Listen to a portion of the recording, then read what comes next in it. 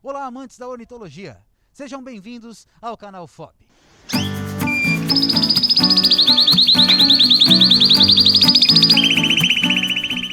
E o canal FOB continua aqui no Rio de Janeiro. E hoje a gente veio falar com uma sumidade dos Glosters, o Reis, aqui do canarinho Reis.rio.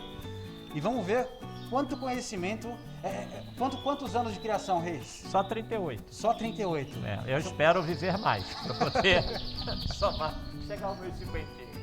E Reis, conta um pouquinho pra gente, por que os Glosters? Pois tudo começou com a minha filha, que um dia saindo da escola, viu um passarinho cantando, e daí começou com vermelho, aí a minha mulher foi me acompanhar pra gente começar a procurar uma fêmea para aquele macho que ela adorou tanto, e ela tinha pena de deixar ele sozinho, então tinha que casar o vermelho. Tinha que ter mais um. Aí, meu pai, apareceu aquele passarinho com aquele que ela chamou de punk, que o passarinho do Beth, papai é um canário punk, eu quero um canário punk, e acabou o punk é hoje o canário que eu aprendi a amar. Coisa mais legal. E hoje em dia você tem quantos casais aqui no seu período? Ah, rapaz, eu já cheguei a fazer 80 casais. Mas eu já vi que quantidade só dá trabalho. Se a qualidade não vier junto. E aí eu preferi, pela idade, depois do meu infarto e tudo, eu tive vamos dizer assim, deficiências físicas para poder cuidar de tanta coisa, né? Eu tenho um auxiliar, que é o Antônio, que me acompanha já há mais de 20 anos, mas mesmo assim eu vi que eu preciso dar atenção, e criação é atenção, é observação, é você ter o dia a dia, e eu não conseguia fazer isso com mais de 40 casais. Mas a gente sempre escuta isso, a quantidade ela é diferente da qualidade. Tem pessoas que tiram 20 casais e são campeões de campeonatos, enfim. Eu fui campeão da série, por exemplo. Sim, hoje eu só crio Gloster, quer dizer, larguei por heranças. Essas coisas acontecem no caminhar da nossa vida. Como eu já fui campeão de série em 1991, de Scott, por exemplo.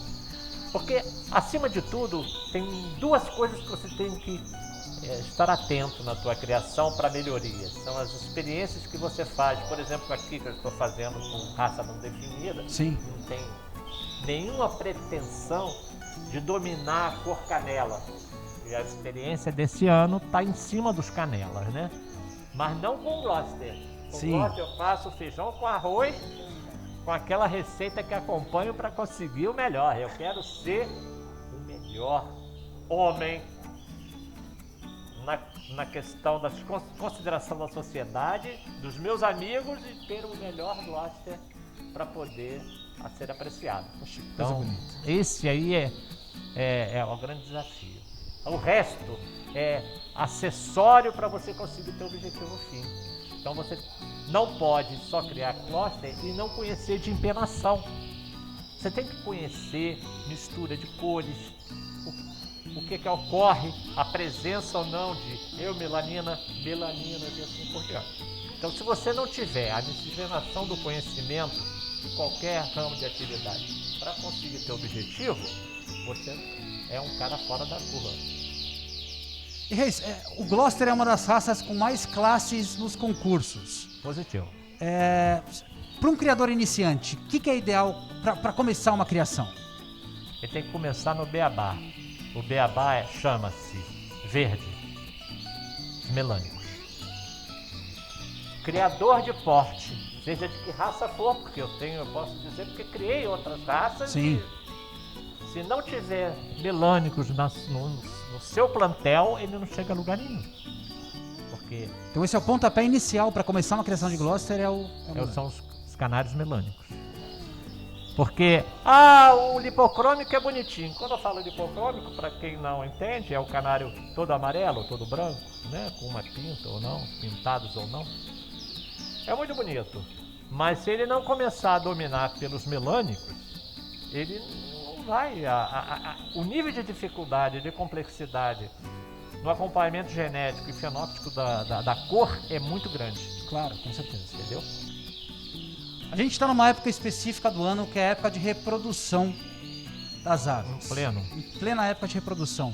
No caso dos Glosters, existe algum manejo específico nessa época que você faça aqui? Sim. A sua pergunta é um desafio gostoso de participar, porque é uma oportunidade da gente dizer para o cara que ele tem duas coisas na vida dele que ele tem que aprender. Primeiro, é não ter ansiedade. E segundo, acreditar na natureza. Se ele não olha para as árvores que estão frutificando, ele não vai saber quando começar a criar canário. Acontece uma coisa muito simbólica. Olhe para a goiabeira, e os meus amigos até brincam comigo, que eu sou o homem da goiabeira.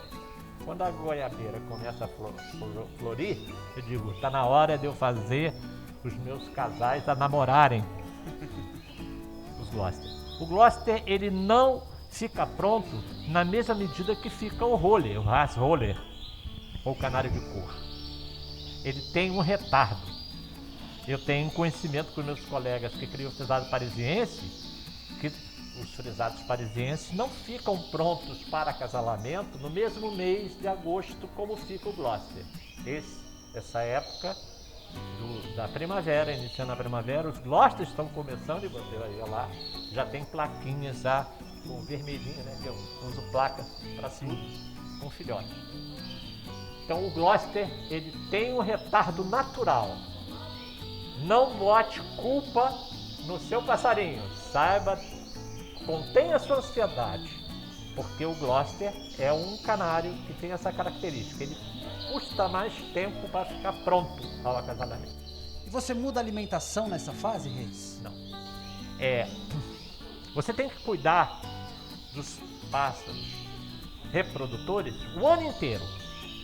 Agora, cada fase específica da vida de um pássaro, seja ele Gloster ou não, você tem que alimentá-lo de acordo com as suas necessidades fisiológicas. Na época de manutenção, em que não há esforço de nada, você tem a farinhada de manutenção. E a farinhada de reprodução, eu antecipo um mês antes da data que eu programei para o juntamento dos meus pássaros, eu começo com a farinhada de reprodução, certo? Então, o que eu faço? Fora do período, dia sim, dia não, farinhada e germinex todo dia. Quando chega na época de reprodução, eu além de um mês antes mudar a farinhada para reprodução, onde os níveis de proteínas assimiladas são maiores. Sim. E aí eu mudo a alimentação previamente. Os canários de porte, eles são avaliados em diversos quesitos nos campeonatos. Sim. Sobretudo, por exemplo, os Glosters, eles têm o topete que é característico dessa raça. Mas tem os sem topete também. Tem o sem topete também. Mas como que é a preparação para esses concursos? Passa por algum tipo de processo? Como é que faz antes de levar a ave para o concurso? Certo. Eu estou escrevendo um artigo que eu vou publicar agora numa revista digital para o meu clube, né?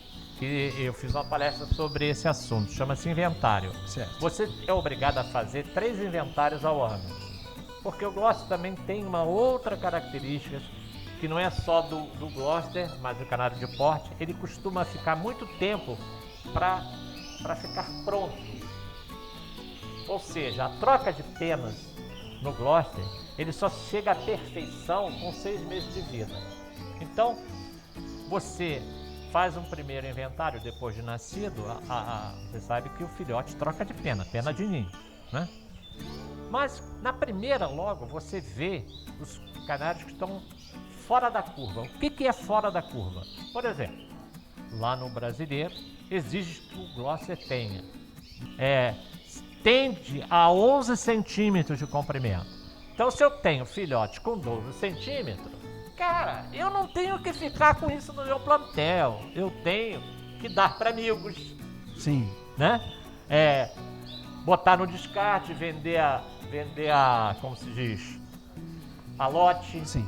Por quê? Porque eu sei que com 12 centímetros e Tá meio... fora do standard. Tá fora. Certo. Reis, acontece. Por quê acontece?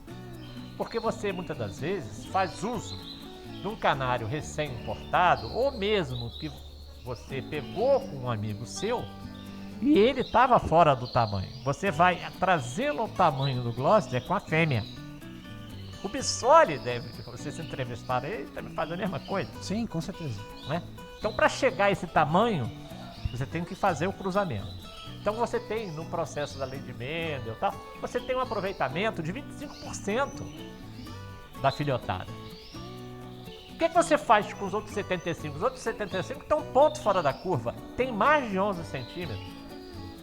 Só que você, no primeiro inventário, você passa para ser cuidado os que estão totalmente fora. Ou seja, o atributo tamanho esteja fora. O atributo cabeça esteja fora do padrão. E agora, muito mais, que não tenha peito, que não tenha a curvatura que é exigida no peito. Então, os atributos do Gloucester têm que estar presentes naqueles filhotes futuros, que tem chances de alguma característica que indicam que ele vai ser bom. Você não vai se desfazer agora. Você vai só tirar pontos muito fora da curva.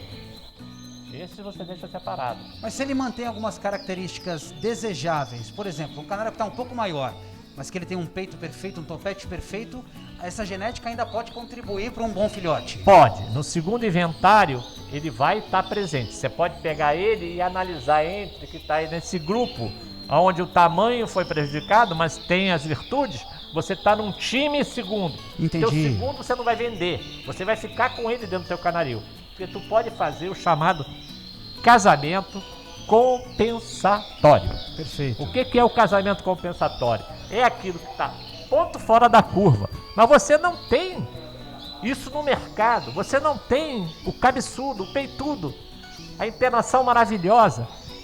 Tem o prazer de estar grande. Sim. Mas grande não é defeito. Grande não é competitivo.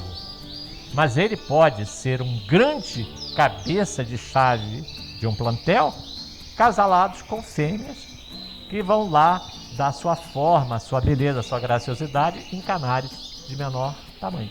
Perfeito, perfeito. Entendeu? E essa seleção ela é feita de geração em geração. De geração em geração, você vai procurar ver as características que o pai passou para esses canários, né? O que as características que a fêmea passou, e esse somatório de características que foram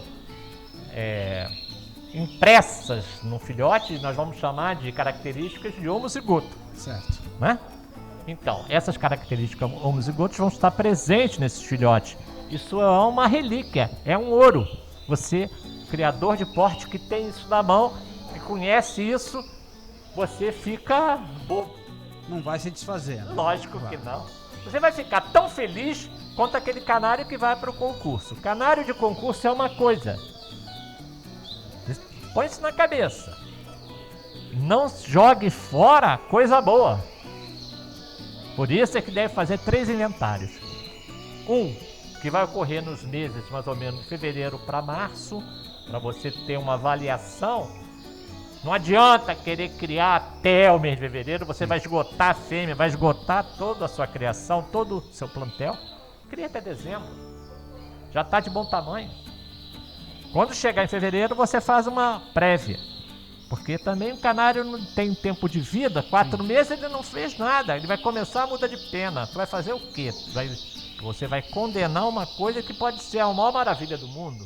Tem o número de posturas que é o ideal, Reis? Como é que você faz aqui? A postura acontece quando ele está numa estágio de puberdade para adulto. Precocemente, uma menina é linda, com suas características de beleza para sua idade. Né? Uma moça chega aos 15 anos com uma beleza diferente da moça que vai chegar aos 20 anos. Sim, com certeza. Né? Cada idade dá um conjunto de valores. E o Gloucester é isso. Ele não apresenta todo esse conjunto com 4 meses. Ele só vai apresentar esse conjunto com 6 meses. Gloucester é assim. O frisado parisiense, pior ainda. Que eu também já criei. É mais tardio ainda. 8 meses, 1 ano. Puxa. Reis, um pouquinho antes aqui, a gente estava batendo um papo e eu queria puxar esse assunto agora. A gente sabe que no hemisfério norte, é muito difundida a cultura de clube especializado. Sim. E aqui no Brasil está vindo cada vez mais forte. Sim, certo. De que forma, como funciona um clube especializado e de que forma ele contribui para esse crescimento aí dos segmentos? Tá. O clube especializado no Brasil ainda dá muita discussão, principalmente na nossa área. Ele tem que trazer, independente da origem, você tem que trazer o que é melhor da raça. Você olha para a raça. E raça, na ciência, como na ciência, não tem patriotas. Você não tem o melhor inglês, ou o melhor francês, ou o melhor... Companheiro, é o melhor Gloucester. Ah, da onde ele é? Ele é do Rio Grande do Norte. Ele é do Rio Grande do Sul. Ele é de Minas. Ele é de Londres. Ele é de Roma. É o melhor Gloucester. Então você tem que trazer as informações. Sim. Tem que disponibilizar isso. Você tem que fazer palestras a respeito de todo o manejo. Primeiro, para criar. Segundo, cruzamento. Resultados esperados. Entender a dinâmica desse processo.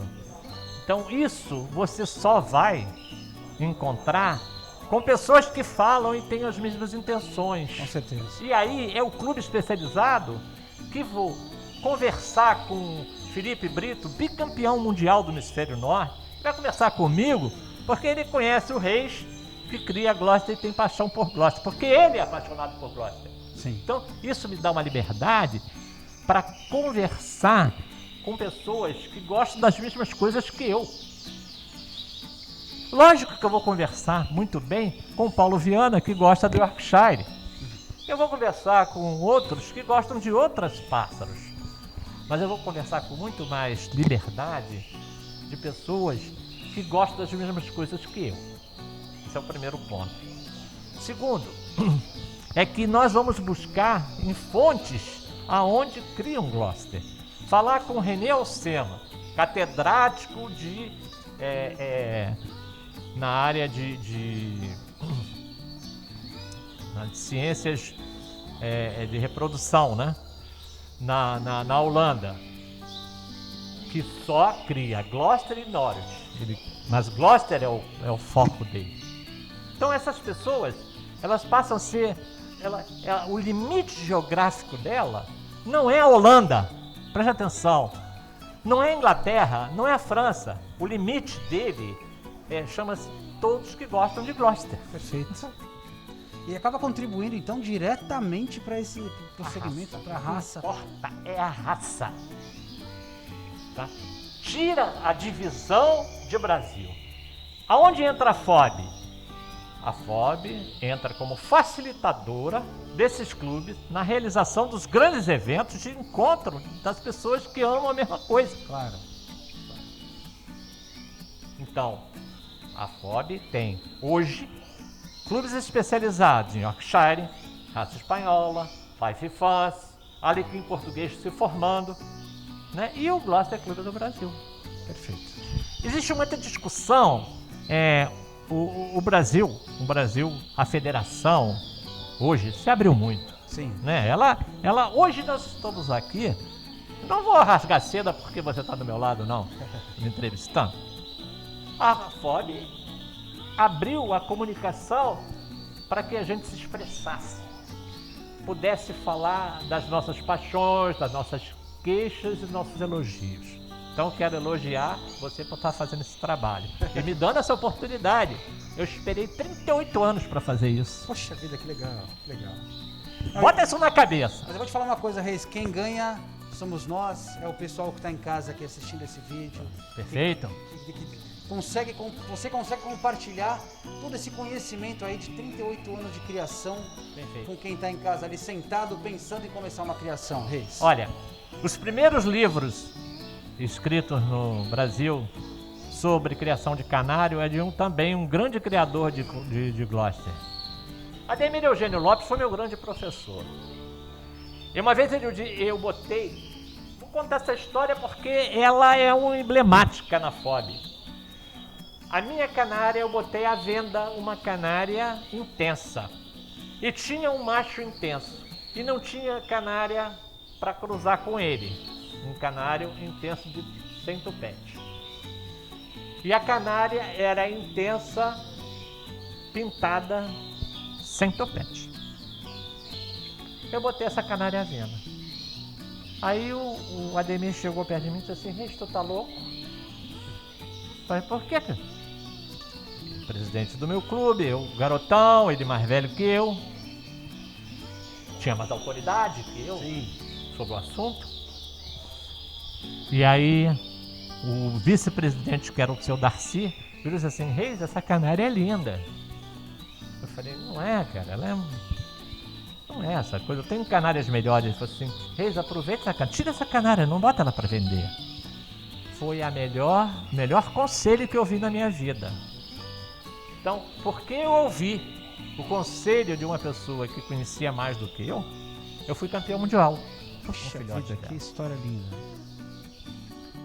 E a partir dessa canária, é isso? A partir dessa canária. Puxa vida. E cruzei quebrando um dogma que não se cruza intenso com intenso. Foi aí que eu comecei a olhar que algumas coisas que diziam as nossas literaturas e os nossos sábios, que não se cruza, só se pode cruzar canários intenso com levado. Eu cruzei 2 intensos. Duplo fator intenso me deu um verde garrafa da coisa mais linda, que eu me emociono quando eu lembro. A minha primeira anilha de ouro. Puxa, que coisa legal. E eu agradeço. E essa coisa que a gente tem que trazer, porque eu só posso falar isso porque eu sou federado, porque eu participo de um clube, que eu posso externar as experiências. Porque se você é uma pessoa de carreira solo, tu vai dizer e conversar e absorver de quem? Se você não pode falar das suas experiências, tudo bem. Você não quer falar, problema é seu. Agora você vai aprender a experiência dos outros como? Com certeza. Então, o egoísmo não pode existir no nosso ramo. Então, o clube especialista tem essa obrigação de disseminar o conhecimento. Reis, só tenho a te agradecer. Eu que agradeço, pô. Por você ter aberto Obrigado aqui o aí. seu criatório pra gente, por ter contribuído com o pessoal de casa aí. O senhor sabe que a gente tem desde criadores de excelência até pessoas que estão começando agora. E eu acho que essa entrevista vai como inspiração aí para você que está em casa pensando em começar uma criação de Gloucester. É isso aí. A gente- Comece ouvindo. Comece ouvindo. Tem muita gente além de mim, muita gente boa. Muito. Comece ouvindo, comece a aprender. Bissoli, Rodrigo, Reginaldo Kroll, Omar. Nossa, é tanta gente que... Muito conhecimento. Muito conhecimento. Muito mais do que eu. Se você que está em casa também é apaixonado pelos Gloucesters, deixa um like aqui no nosso vídeo, compartilha quantas vezes quiser e vem com a gente nesse voo. Obrigado, nós. Reis, obrigado. Obrigado vocês aí, obrigado por tudo, por essa oportunidade.